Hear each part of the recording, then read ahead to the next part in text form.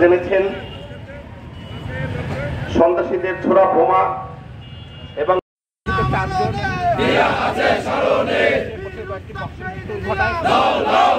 আমরা বারবার বলা সত্ত্বেও আমরা খুলনায় কোনো আইন শৃঙ্খলা পরিস্থিতির কোনো উন্নতি হয় নাই। আমরা দেখি নাই যে খুলনায় কোনো আইন শৃঙ্খলা পরিস্থিতির উন্নতি হচ্ছে, যে কারণে গতকালকে রাত্রে সন্ধ্যায় এই ঘটনাটি ঘটেছে। আমাদের এখানে বিএনপি অফিসের মধ্যে বসে থাকা অবস্থায় জকিপুর ইউনিয়নের ভারপ্রাপ্ত চেয়ারম্যান, আমাদের বিএনপি নেতা মামুন এবং ওখানে যারা ছিলেন তার মধ্যে একজন ইমদাদুল হক নামে একজন স্কুল শিক্ষক, তাকে নির্মমভাবে হত্যা করা হয়েছে, তার কণ্ঠনালীতে গুলি করা হয়েছে, স্প্রিন্টার মারা হচ্ছে। আমরা চাই অবিলম্বে এদেরকে গ্রেপ্তার করা হোক, আইনে আওতা না হোক, শাস্তির ব্যবস্থা করা হোক। এটি একটা দাবি। আর যারা আহত হলেন, মামুন তিনি নিবিড় পরিচর্যা করতেন এলাকার মানুষের বিজিএফ কার্ড, ভিসিডি কার্ড, স্থানীয় সালিশ বিচার এই ধরনের কাজের সাথে নিয়োজিত ছিলেন। তাকে সহযোগিতা করতেন স্থানীয় বিএনপি নেতা মিজানুর রহমান।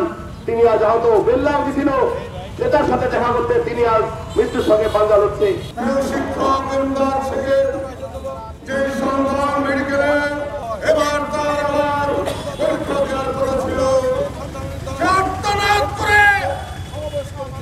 এই প্রশাসনের কাছে, এই সরকারের কাছে দাবি করেছে, তোমরা আমার বাবাকে ফিরিয়ে দাও।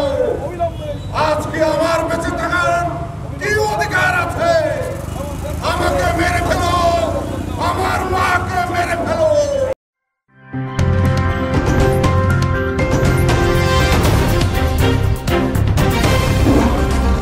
Voice of Tiger.